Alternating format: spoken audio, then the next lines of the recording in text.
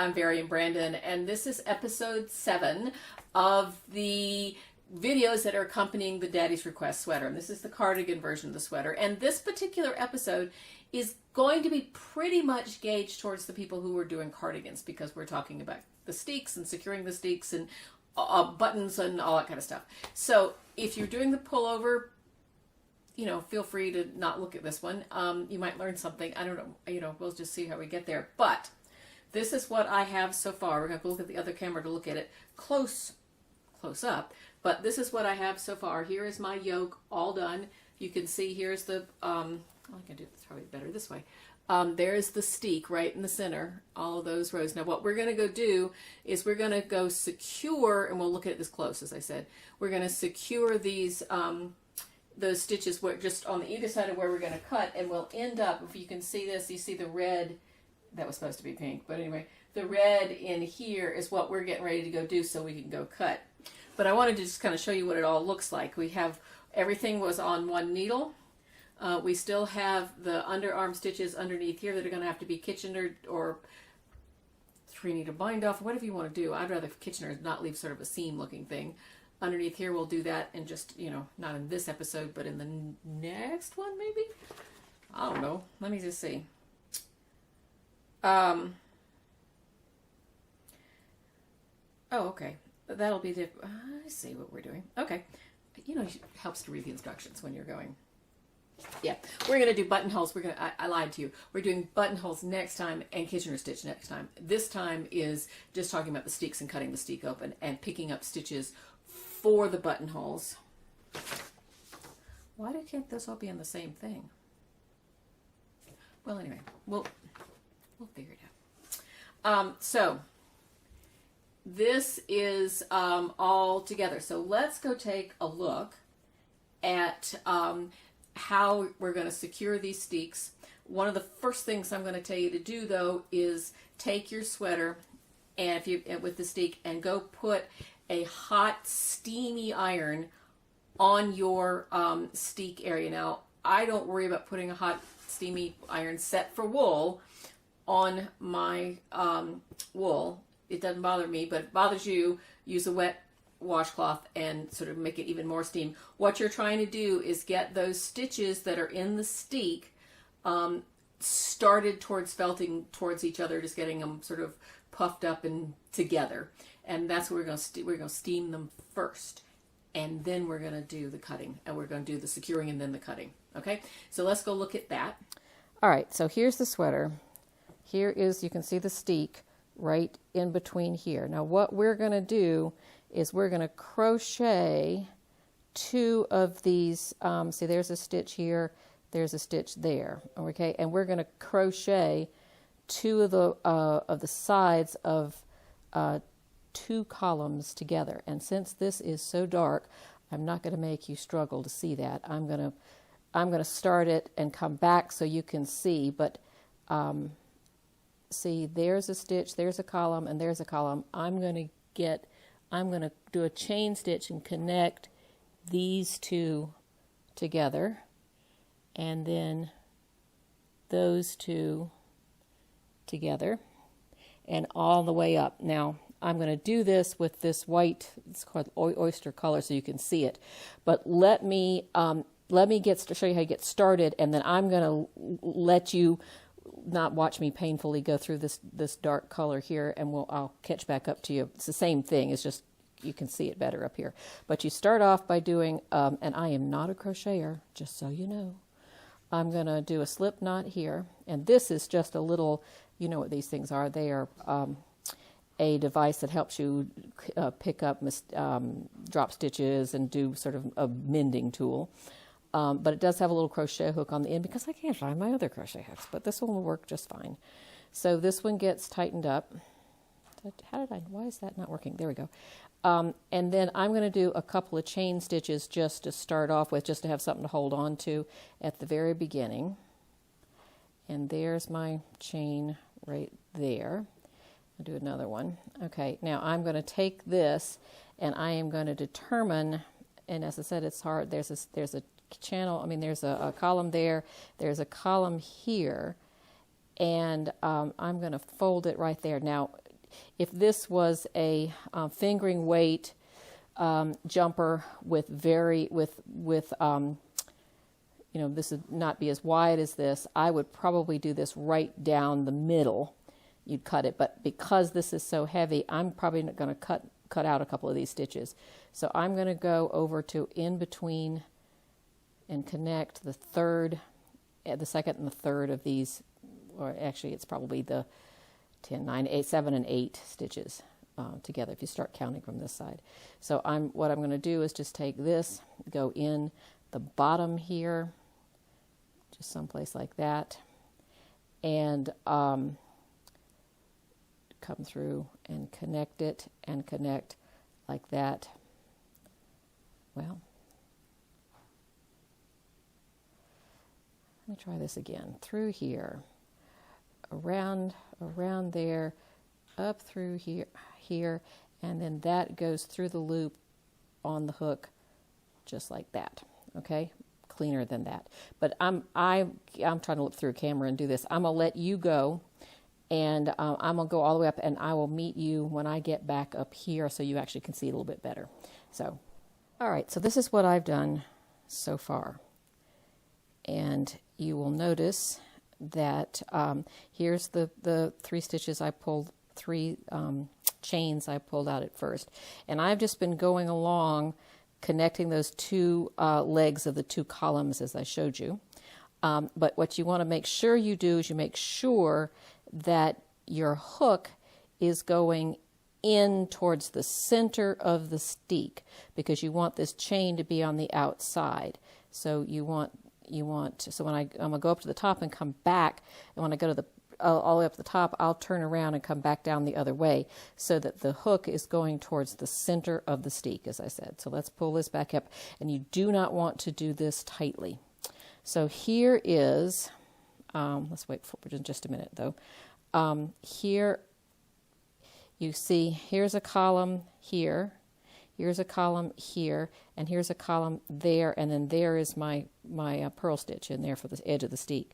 So what I'm doing is I'm connecting the left leg of this column and the right leg of that column. So what I'm going to do is to connect those 2 together right there, and the next one is that navy blue in there all the way up. And what is easiest way I found is to fold that in half like that, and then well, the other side would be helpful, wouldn't it? There we go. But as I said, you don't want to pull this too tight because you got to get back through that. Now I have one more here, and that goes around the hook and goes pulled through those sides like that, and then it gets pulled through there. And then the navy and the white one right there. And then back through, and what I found I'm having to do almost is just hold it and go through like that. I know that is not proper crochet form. Even then I think I split the thing. That's not proper crochet form, but I'm not a crocheter. I'm sorry. So these 2 now, the navy and the it's called star or something. Sorry, I don't concentrating this, and so this goes in here. So you're going all the way up doing that. Now I'm going to keep at it. See, it's not so bad. You just have to take your time and go through, and you'll see what I'll show you in just a second. Let me get a couple more of these done in between there, and that's why I do that checkerboard, either a checkerboard or a stripe, that for you're getting the right 2 stitches together when you've got 2 of different colors in the steek like this, when you can. Now when I get up further in here, the steek stitches, well, I guess I tried to put some in there. You see, I tried to put it kind of in there. Let me show you so that on the back side of this, you can see that that's the back side of that chain stitch. So that's holding those things together even more. So if you, I'm gonna come back to you. I'm gonna get all the way to the top and show you what I do that turn to go all the way to the top. All right, here I am. I've done all the way from the bottom all the way up, and I'm back up at the neck here. Now I'm gonna do a series, if I can get my yarn to behave, I'm going to do a series of, a series of chains here just to give me a little space.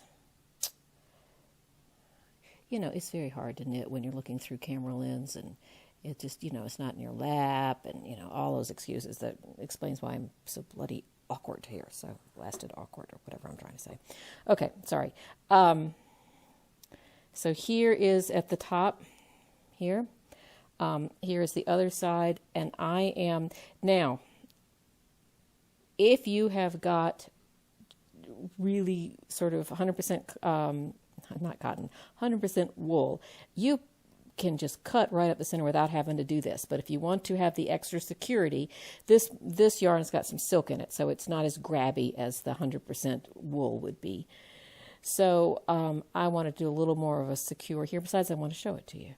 So, and you would also might like to, this wool is real round, so that I think it's going to be very bulky to have this steek flap, because it gets folded back.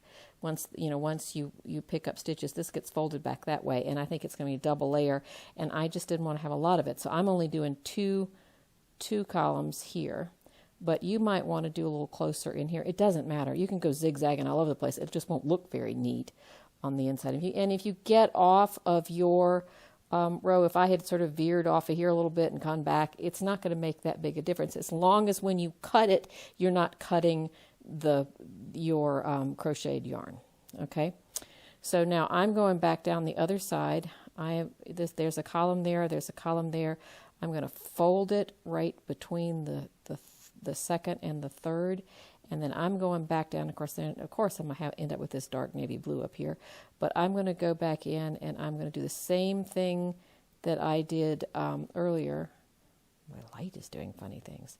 Stop that. I've got a light here just to help us. I don't know what his problem is. Oh, well, anyway. I'm going to go through and do the same thing down the other way. Now, the reason I don't just start at the bottom and come to the top is because I have to have this, I have to have the hook going towards the center of the steek and not out, because what you want is this to be on the sweater side, and this, you can see it better down here, this right here to be on the steek side. And so that means that I have to always have the hook going towards the center of the steek. Now I'm going to turn around, go all the way back down the other side, and then we'll cut up the center. Okay. All right, I'm all done now, and I'm running out of light pretty quickly, so I'm going to try to get this done, at least cutting, and perhaps showing you how to pick up stitches before I lose light. So here we go. Here is my last, see, I can't see what I'm doing. I finished my last thing. I'm going to do just a couple more chain stitches here, just to kind of have something, kind of like, you have chain stitches on this side. I want to have chain stitches over here just to have something to hold on to, and to kind of finish it off. And I'm doing this very awkwardly, but I think I've told you I'm not a crochet person, and I apologize for my awkwardness. So now I'm going to, I have some scissors here that have a case on them. They're so sharp, they have a top on them. And I am just going to cut that like that. So here we are. Get that out of there. And that's all cut off. Now, you will notice that the chain is on the outside of that. This chain's running this way, and this chain's running that way, because that's the way I did it, all the way up to the top. Now, you will also notice that right in here you'll see two white ones and two blue ones together. I'm going to cut right through the middle there, and you can see it kind of in these places. Now unless you're doing this version, you won't have this lice up here, but you can kind of cut, and this is secure. So if you end up with this and it's not absolutely straight, please don't worry about it. I mean, straight only means neat and pretty. Ugly gets if as long as you've gone through and done the thing, if your lines are a little wobbly, it's still going to do the same job. It's going to do the job. It's just not going to be pretty, but so it does the job. So I'm going to cut right up through the middle here. I can't exactly see what I'm doing because, as I said, I am losing light pretty quickly, but I think I'm doing it right through the middle there. And it, as I said, it doesn't really matter because I've got these stops on either side. And even if this was grabby or yarn like Shetland yarn or something, I wouldn't have to worry about it. But you can see what I'm doing. I'm just cutting right through the middle here.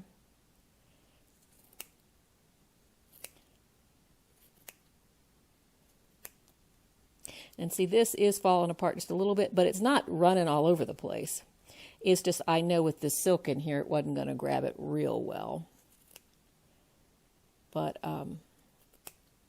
these are sharp scissors. But you want to kind of hold your hand kind of underneath here because I don't want to cut the, there we are, underneath here because I don't want to cut the rest of my sweater. But I'm just kind of cutting right up through the middle, right in between those two stitches, and try to cut all the yarns underneath. Now I'm not going up between. You'll see I'm kind of hacking, but I've got stops, so I'm not concerned about it. And even if this was Shetland wool, hopefully I'm watching the sweater over the camera and not in the camera, so hopefully you can kind of see. There we go. I'll try to do it in the camera now, which means I'm not doing it as neat as I could, but it's not going to make that big a difference. As long as I'm not cutting any of that. And I got a little close right there because I'm not looking at what I'm doing. I mean, I am looking at what I'm doing, looking at it through the camera. But it'll be fine because it has that chain there. It's not going anywhere.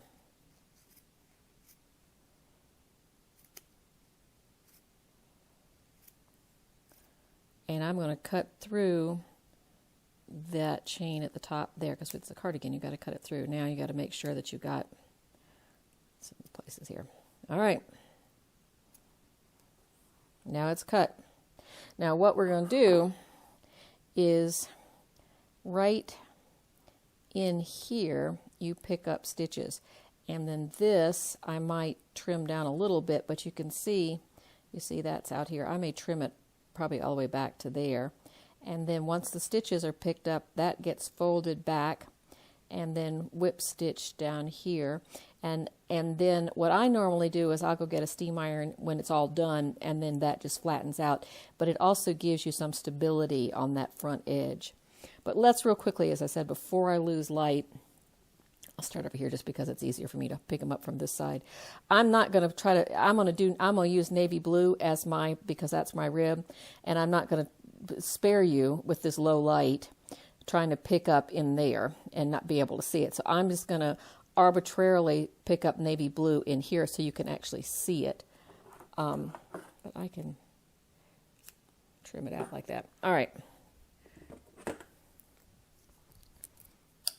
Now what I normally do is I figure out how many stitches I have to pick up, and I haven't looked to see how many for whatever size. This is a longer size, and we'll talk about that next time, how I'm gonna figure out exactly how many buttonholes and how many stitches to pick up. But I put like a DPN or a locking marker there. There's half. Say I have to pick up, I don't know, 140 stitches. So that's out. If 140 stitches, that'd be 70 to here. And I'm arbitrarily picking that number, so that's not a number. From there to there is 35, to there is 17 or 18, and to there is 9 or 10, 9 or 8 or 9. Hello, to there. So, and I'll put markers all those places and then just pick them up. And that way you don't have to do 2 for 3 or, it's less how many holes you've got to go through and how many, rather than how much, it's more of a how many stitches per real estate you've got to cover, if that makes any sense. Now, by picking up stitches, instead of picking up anything like like that. Let's see if I can get up here and get it to focus. Yeah. Instead of picking up stitches like along there or along there, I actually go all the way through the fabric and the needle comes out the other side. I have put that over. I'm doing it with the, the white's probably going to show up. I'm not going to use it anyway. The white's going to show up better anyway. So I go through, I make a loop on the thing like that. Usually I hold this in the right hand. And then keeping a little bit of tension on it. You see I'm dropping the yarn, I'm dropping the needles. Hold on. Okay, shall we try this again? I am so sorry. I'm trying to hurry because of the light. Going through,